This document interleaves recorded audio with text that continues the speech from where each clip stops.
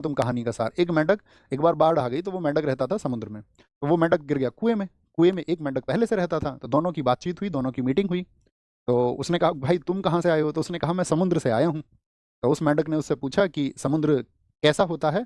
तो उसने पूछा यार समुद्र जैसा तालाब है ऐसा नहीं होता है। तो उसने पूछा समुद्र कितना बड़ा होता है? तो उसने, मेंढक ने जो पूछ रहा था सवाल उसी ने पूछा, उसने कहा भाई बहुत बड़ा होता है।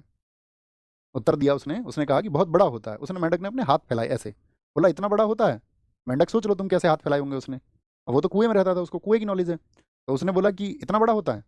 उसने कहा नहीं नहीं भाई बहुत बड़ा होता है। तो उसने पूरी जान से हाथ फैलाए, इतने इतना बड़ा होता होगा?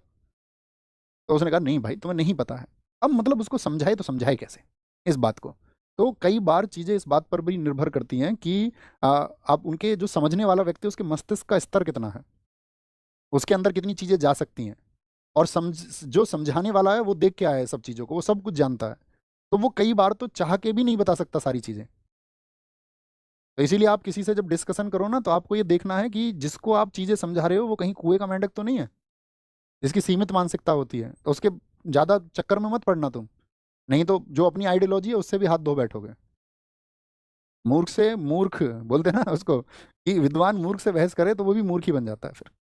और ये सत्य बात है, क्योंकि उसका अपना जीवन रहा है इतने वर्षों का, धीरे से नहीं बदलेगा, बहुत लंबे प्रोसेस से बदलेगा।